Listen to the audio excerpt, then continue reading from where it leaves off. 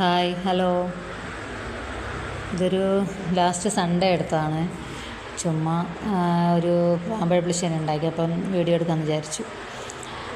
മാമ്പഴപ്പുളിശ്ശേരി ഉണ്ടാക്കണമെന്ന് കുറച്ച് ദിവസമായിട്ട് ഇങ്ങനെ ഞാൻ ആഗ്രഹിക്കുന്നുണ്ട്, പക്ഷെ നടക്കുന്നില്ല. കാരണം എന്താണെന്ന് വെച്ചാൽ കടയിൽ നിന്ന് വാങ്ങുന്ന മാമ്പഴമല്ലേ. കടയിൽ നിന്ന് വാങ്ങുന്ന മാമ്പഴമാകുമ്പോഴത്തേക്കും അതിങ്ങനെ പൊടിയും കുത്തിവെച്ചൊക്കെ വരുന്നതല്ലേ. അപ്പം അതിൻ്റെ ആ ടേസ്റ്റ് കിട്ടത്തില്ല നമുക്ക്.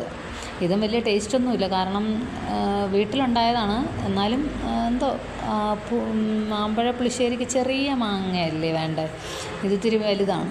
അപ്പോൾ ഇങ്ങനെ രാവിലെ സൺഡേ അല്ലേ, വേറെ പണിയൊന്നുമില്ല. അപ്പോൾ ഇങ്ങനെ എണീറ്റ് വന്നപ്പോഴത്തേക്കും അവിടെ 2-3 മാമ്പഴം ഇരിക്കുന്നുണ്ട്. അപ്പോൾ അമ്മയോട് ചോദിച്ചത് എവിടെ നിന്നാണ്. അപ്പോൾ അച്ഛനാരോ കൊടുത്താ എന്ന് പറഞ്ഞു. അപ്പോൾ ഞാൻ പിന്നെ ഒന്നും നോക്കിയില്ല, 2-3 മാമ്പഴം എടുത്ത് ക്ലീൻ ചെയ്ത് മാമ്പഴ പുളിശ്ശേരി ഉണ്ടാക്കിയിട്ട് തന്നെ ബാക്കി കാര്യം എന്ന് വിചാരിച്ച് മാമ്പഴ പുളിശ്ശേരി ഉണ്ടാക്കാൻ തുടങ്ങി. അപ്പോൾ അതിനിടാനായിട്ട് പുറത്ത് കാന്താരി മുളക് നിൽപ്പുണ്ട്. അതിന്ന് പോയി കാന്താരി പൊട്ടിച്ചുകൊണ്ട് വരുന്നതാണ്. അപ്പോഴത്തേക്ക് അമ്മ പറയുന്നുണ്ട്, ഞാനാണെങ്കിൽ പൊട്ടിക്കുമ്പോൾ ഇലയോട് ചേർന്ന മോൾ ഭാഗമില്ലേ, അത് മൊത്തം ഇങ്ങനെ ഞാൻ പിച്ചെടുക്കും. അപ്പോൾ നുള്ളി എടുക്കാനായിട്ട് പറയുന്നുണ്ട്, മുളക് മാത്രം. എന്നിട്ട് 2-3 കാന്താരി ഇട്ട് ഇച്ചിരി വെള്ളം, കുറച്ച് മഞ്ഞൾപ്പൊടി, ഉപ്പ് ഇട്ട് അങ്ങ് വേവിക്കാനായിട്ട് വെച്ചു. മാമ്പഴ പുളിശ്ശേരിയുടെ റെസിപ്പി ഇപ്പോൾ പറയാൻ ആവശ്യമില്ല, എല്ലാവർക്കും അറിയുന്നതാണ്. ചുമ്മാ ഞാൻ ജസ്റ്റ് ഒന്നത് വീഡിയോ ആയിട്ട് എടുത്തപ്പം പറഞ്ഞതേ ഉള്ളൂ. വോയിസ് ഓവർ കൊടുക്കാൻ സമയം കിട്ടുന്നില്ല. സൺഡേ എടുത്താണ്. പിന്നെ ഇന്ന് ഇച്ചിരി സമയം കിട്ടിയപ്പോൾ അതൊന്ന് കൊടുത്ത് റെഡിയാക്കി. അപ്പം അതിന് 2-3 കുരുമുളകും, ചെറിയ നല്ല ജീരകം, ഒരു പച്ചമുളക്, പിന്നെ തേങ്ങ ഇട്ട് നല്ല ഫൈൻ പേസ്റ്റായിട്ട് അരച്ചെടുക്കണം. ഇവിടെ പിന്നെ നമുക്ക് എരിവ് അത്രയും താല്പര്യമില്ല, അതുകൊണ്ടാണ് ഞാൻ കുറച്ചിടുന്നത്. ഈ കാന്താരി മുളകാണെങ്കിലും വലിയ എരിവില്ല കേട്ടോ. ഞാനിപ്പോൾ കൽച്ചട്ടിയിലോട്ട് മാറ്റി. കൽച്ചട്ടി കുറേ ദിവസമായി കാണുന്നില്ല. ഞാനിങ്ങനെ അമ്മയോട് ചോദിച്ചു, കൽച്ചട്ടി എന്ത് ചെയ്യുന്നു ചോദിച്ചു. എൻ്റെ കൽച്ചട്ടി കാണുന്നില്ലല്ലോ. അമ്മ പറഞ്ഞ് പുറത്തല്ലേ ഇരിക്കുന്നത്, അത് കൽച്ചട്ടിയല്ല. അപ്പോൾ ഞാൻ പോയി നോക്കിയപ്പോഴുണ്ട് അവിടെ ഇരിപ്പുണ്ട്. എന്നാൽ പിന്നെ ഞാൻ അതെടുത്തിട്ട് വന്ന് അതിലുണ്ടാക്കി. എനിക്ക് ഭയങ്കര ഇഷ്ടമാണ് കൽച്ചട്ടിയിൽ സാധനങ്ങൾ ഉണ്ടാക്കുന്നത്. നല്ല ഹീറ്റ് നിൽക്കും, ചൂട്, ഒരു നൊസ്റ്റാൾജിക് ഇതാണ്, ഒരു ഫീലാണ്. സാമ്പാറും രസം, പുളിശ്ശേരി, ഇങ്ങനത്തെ സാധനങ്ങളൊക്കെ ഈ കൽച്ചട്ടിയിൽ വെക്കുമ്പോൾ ഭയങ്കര ഒരു ഫീലാണ്.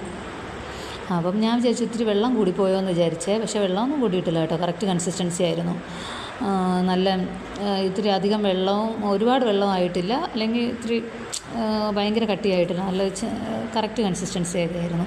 ടേസ്റ്റ് ഉണ്ടായിരുന്നു കേട്ടോ ലാസ്റ്റ് നോക്കിയപ്പോൾ. അപ്പം അത് വെച്ചതിന് ശേഷം ഞാൻ താളിക്കാനായിട്ട് ഇച്ചിരി വെളിച്ചെണ്ണയും കുറച്ച് കടുകും 2-3 ഉലുവയും, പിന്നെ നമ്മുടെ വറ്റൽമുളക് ഒരെണ്ണം, പിന്നെ കറിവേപ്പില, ഇതൊക്കെ ഇട്ട് താളിക്കാൻ വേണ്ടിയിട്ട്. പക്ഷേ ഇതിലെന്താ പറ്റിയെന്ന് വെച്ചാൽ എനിക്ക് ലാസ്റ്റ് കടുക് ഇച്ചിരി കരിഞ്ഞു പോയി. കാരണം ആ പിടിക്കുന്ന സാധനം തപ്പി നടക്കുക ഞാൻ. അത് കണ്ടില്ല. അത് നോക്കാൻ വേണ്ടി അതിപ്പോൾ കിട്ടിയ അതെടുത്തപ്പോഴത്തേക്കും ഇച്ചിരി കടുക് കരിഞ്ഞു പോയി. അപ്പുറത്ത് ദോശ ഉണ്ടാക്കുന്നുണ്ട്. രാവിലെ എണീറ്റ് വന്നപ്പോൾ ഒരു 8-8:30 സമയം ഉണ്ടായിട്ടുണ്ടാകും. അപ്പോഴാണ് ഈ പുളിശ്ശേരി ഭ്രാന്ത് കയറിയത്. അപ്പോഴത്തേക്കും പെട്ടെന്ന് പുളിശ്ശേരി ഉണ്ടാക്കാമെന്ന് വിചാരിച്ചു. ബ്രേക്ക്ഫാസ്റ്റ് ആകുന്നേ ഉള്ളൂ, ദോശ ഉണ്ടാക്കിക്കൊണ്ടിരിക്കുന്ന സമയമാണ്. പിന്നെ ഞാൻ ചുമ്മാ ഒരു രസമല്ലേ, വീഡിയോ എടുക്കുന്നതല്ലേ, അപ്പോൾ അന്ന് കിടക്കട്ടെ എന്ന് വിചാരിച്ചിട്ട് ഒരു കറിവേപ്പിലയുടെ തണ്ടൊക്കെ എടുത്ത് ഇടുന്നുണ്ട് അതിനകത്ത്. എന്നിട്ട് വേറൊരു പാത്രത്തിലോട്ട് മാറ്റി. കാരണം എനിക്ക് നാളെ ഓഫീസിൽ പോകുമ്പം കൊണ്ടുപോകാമല്ലോ. ഇനി നാളെ എനിക്ക് വേണ്ടി ഒരു കറി നോക്കണ്ടല്ലോ. ഇതാകുമ്പോൾ എളുപ്പമായി, ഒരു കറി വെക്കുന്നത് ലാഭമായല്ലോ. അപ്പോൾ ഞാനതൊരു പാത്രത്തിലോട്ട് മാറ്റിയിട്ടുണ്ട് എനിക്ക് കൊണ്ടുപോകാനായിട്ട്. അത് മാറ്റി ഇന്ന് ഫ്രിഡ്ജിൽ വെച്ചിട്ട് നാളെ രാവിലെ എടുത്ത് നല്ല ടേസ്റ്റ് ആയിരിക്കും കേട്ടോ. എനിക്ക് പുളിശ്ശേരിയൊക്കെ ഇന്ന് നമ്മൾ വെച്ചിട്ട് ഉടനെ ചൂടോടെ കഴിക്കുന്നതിനേക്കാളും പുളിശ്ശേരിയൊക്കെ ഇത്തിരി ആറിക്കഴിഞ്ഞാലാണ് ടേസ്റ്റായിട്ട് എനിക്ക് തോന്നിയിട്ടുണ്ട്. എല്ലാവർക്കും എങ്ങനെയാണെന്ന് എനിക്കറിയില്ല. അപ്പോൾ അങ്ങനെ അതിങ്ങനെ പാത്രത്തിലോട്ട് മാറ്റിയിട്ട് കൊണ്ടുപോകാനായിട്ട്.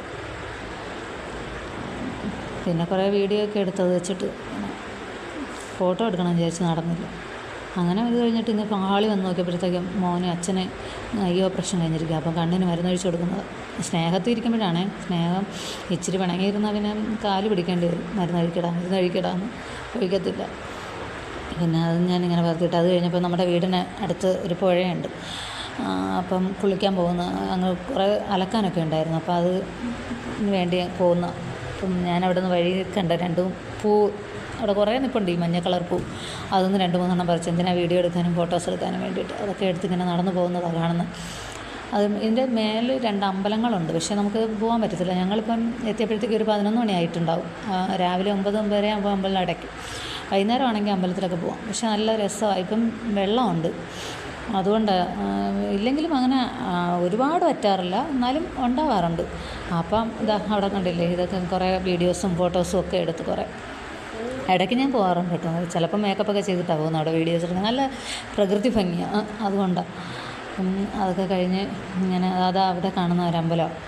അപ്പം ഇപ്പം അടച്ചിട്ടുണ്ടാവും, വൈകുന്നേരമാണ് തുറക്കുന്നത്. അതൊക്കെ കഴിഞ്ഞ് ഇങ്ങനെ നമ്മളെല്ലാം കഴിഞ്ഞ് ഇന്നത്തെ സൺഡേ ഇങ്ങനെ പോയി.